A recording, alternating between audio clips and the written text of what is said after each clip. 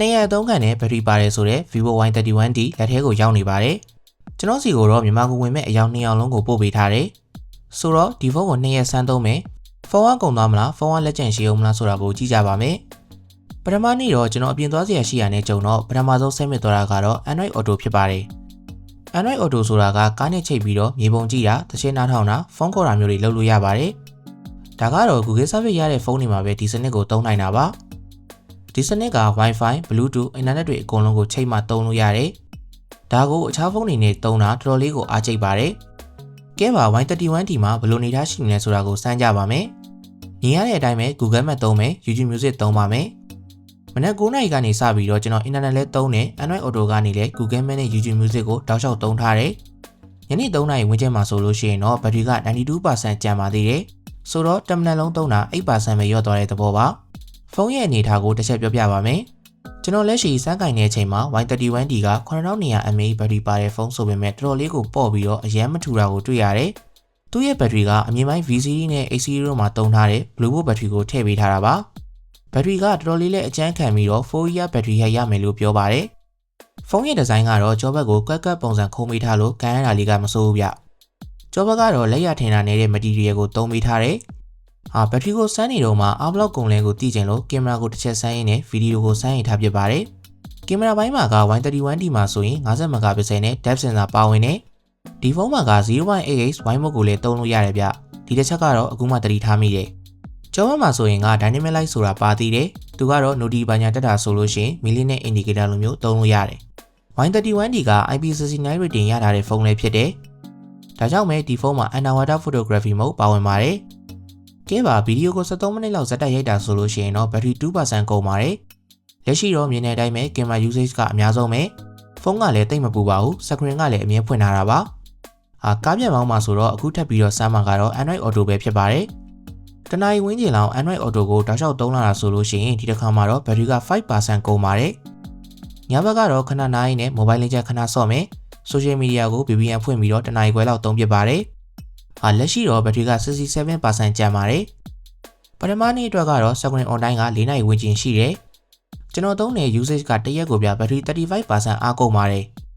ကဲပါနောက်တစ်နေ့မနက်ကိုထပ်ပြီးတော့စမ်းပါမယ်ညဘက်ကဖုန်းကဆက်သုံးထားတော့ဘက်ထရီက 65% ကနေစပြီးတော့စမ်းမယ်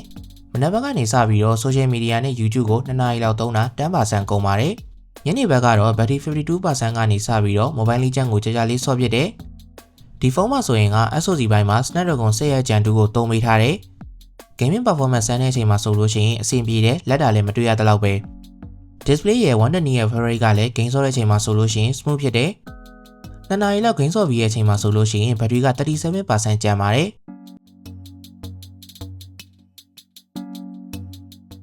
game ဆော့ပြီးတော့ YouTube ကနေ3 နာရီလောက်ကြာတဲ့ documentary တစ်ခုကိုထပ်ကြည့်ဖြစ်ပါတယ်ဖုန်းရဲ့ display က 6.75 inch ဆိုတော့ဗျအရွယ်အစားကလည်းကြီးတယ်။ multimedia ဘိုင်းမှာသုံးရတာဆိုရင် display အရွယ်အစားကအဆင်ပြေတယ်။ resolution ကတော့ HD Plus ပဲရှိတယ်ဆိုပေမဲ့ display ကတော့ 1250 nit brightness နဲ့ဆိုတော့လင်းတယ်လို့ပြောရပါမယ်။အသံဘိုင်းမှာဆိုလို့ရှိရင်တော့ 400% volume အထိတင်နိုင်တယ်ဆိုတော့အတန်ကြေတာကြိုက်တဲ့သူတွေဆိုရင်တော့အဆင်ပြေတယ်။ Wi-Fi နဲ့ YouTube ကြည့်ပြတာမှာဆိုလို့ရှိရင်3 နာရီကိုအားက 24% ကျန်ပါတယ်။တွက်ကြည့်လိုက်မယ်ဆိုလို့ရှိရင်စုစုပေါင်း 73% ပဲကုန်တဲ့သဘောပါ။ဖုန်းကိုစမ်းသုံးနေနေဒီတစ်ချက်ကိုတော့ totally impressive ဖြစ်သွားပါတယ်။ဒုတိယနေ့မှာဆိုလို့ရှိရင်တော့ screen online က8 နာရီဝန်းကျင်ရတယ်။ Y31D ကိုတော့နည်းနည်းလေးအထင်ကြီးစားပြုလာပါပြီ။နောက်တစ်နေ့မနက်ကိုရောက်တော့နောက်ဆုံးတော့ stainless future မှာ2 day ဖြစ်ပြီဆိုတော့ test ကတော့ပြီးသွားပြီပေါ့။ဒီချိန်မှာဆိုလို့ရှိရင်ဘက်ထရီက 20% အထက်ကျန်သေးတယ်။အနည်းပြန်ချိုးရမယ်ဆိုလို့ရှိရင် screen usage မှာကအခုမြင်ရတဲ့အတိုင်းပဲ2ရက်အတွင်းသုံးခဲ့တဲ့ဟာတွေကိုပေါင်းလိုက်မယ်ဆိုရင်17 နာရီအထက်ရပါတယ်။ Vivo ကပြောသလိုမျိုးဗျာ Y31D က2 day တကယ်ရတဲ့ဖုန်းဖြစ်တယ်ဆိုတော့ test ကို pass ဖြစ်ပါတယ်ဒီ Y31D က screen on time မှာ17 နာရီနဲ့ background usage တွေကိုပေါင်းလိုက်မယ်ဆိုလို့ရှိရင်ဒီဖုန်းရဲ့အားက share ခံတယ်လို့ပြောရင်တော့မမှားဘူးပေါ့အားပြည့်သွင်းဖို့အတွက်ကတော့ 44W flash charge နဲ့ဆိုတော့တိတ်တော့မကြပါဘူးမိနစ်60လောက်နဲ့အားတရပြန်ပြေးပါတယ်သူ့မှာကအခြားဖုန်းတွေကိုလည်း reverse charging ပြန်လုပ်နိုင်တဲ့စနစ်ပါဝင်ပါသေးတယ်စကားမစဲသတင်းကောင်းတစ်ခုပြောပြချင်တာရှိပါတယ် Vivo ကနေပြီးတော့လက်ရှိမှာဆိုရင်တကြံ promotion တစ်ခုကိုလုပ်နေတယ်သူတို့ကဗျာ Vivo ကထွက်တဲ့ဘယ်ဖုန်းမဆို April 15 ရက်နေ့မတိုင်ခင်ဝင်မယ်ဆိုလို့ရှိရင်ဘလာမဘာခေချစ်ကန်ဆယ်မယ်ရမယ်လို့ပြောပါတယ်ကန်ဆယ်မယ်မှာဆိုလို့ရှိရင်တော့ဒါတွေပါမယ်လို့ပြောတယ် လက်ရှိ Vivo ဖုန်းဝယ်ဖို့စဉ်းစားနေတဲ့သူတွေအတွက်ဆိုလို့ရှိရင်တော့ဒီ promotion လေးကမစိုးဘူးလို့ပြောရပါမယ်ဆိုတော့ Y31D ကဘယ်လိုလူတွေနဲ့တင်တော်လဲဆိုလို့ရှိရင်ညာ secondary ဖုန်းအနေနဲ့ကိုင်ရင်တဲ့သူတွေဆိုရင်လည်းအဆင်ပြေတယ်နောက်ပြီးတော့ဖုန်းတစ်လုံးကိုဘက်ထရီတစ်ခါသွင်းမိတာနဲ့မေးလောက်အောင်သုံးနေတဲ့သူတွေဆိုလို့ရှိရင်တော့ဒီဖုန်းကတော်တော်လေးကိုတင်တော်ရလို့ပြောရပါလိမ့်မယ်